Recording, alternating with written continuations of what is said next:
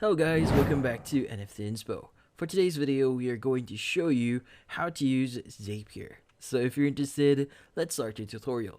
So just to give you the idea, what is Zapier? Well, Zapier is a great tool that you could use to basically make automations. So if you're not aware yet, automations are great ways to save time and save expenses on certain areas. Now, if you have tasks that are done in a daily basis or mundane tasks that you want to basically have an automatic process, well, using Zapier is pretty cool and it will be coming handy to you later on.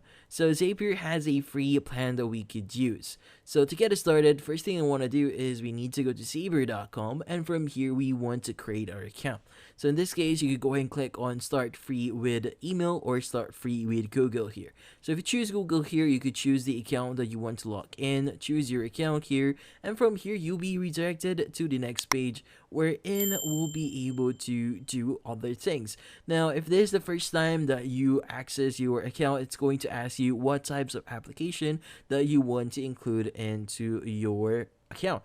Like for example, you could use Google Mail or Excel or a lot of application stuff. So you could even use Discord in Zapier.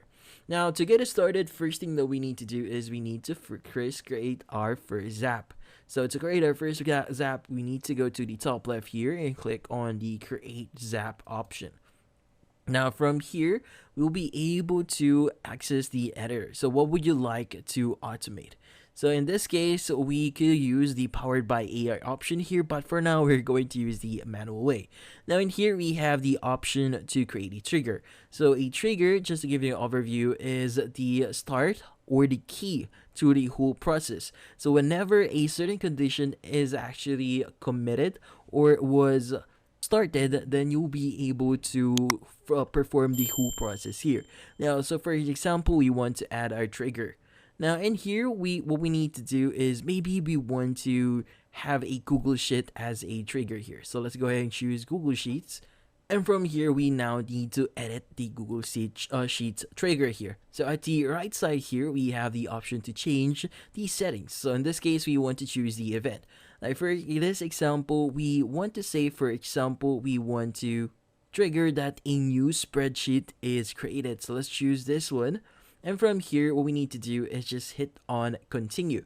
But we also have the option to connect our account. So let's go ahead and sign in here so that we'll be able to capture the whole process. So for now, let's just choose our Gmail account here. And from here, let's just click on allow. Now in here, we also have the trigger option. So in this case, you could go ahead and choose the drive in here.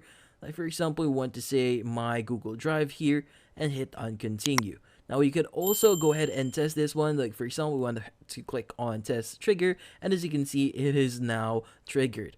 Now in this case, we want to go ahead and go to app and events here and hit on continue, and you should be good.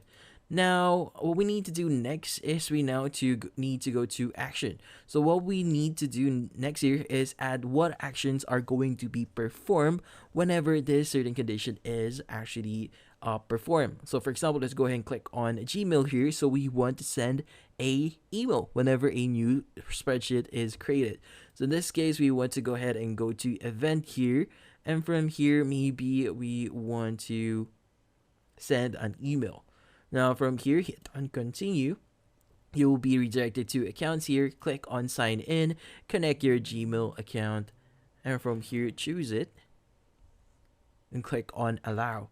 Now from here, what we need to do next is we could go ahead and perform other actions here. Like for example, when we go to actions here, we have the option to add the to. So who is going to be sent, or the CC, the BCC, the from name, reply to, the subject, body type, body, and a lot more. So for now, let's go ahead and enter all the required details here. Now from here, once details are entered, go ahead and click on continue.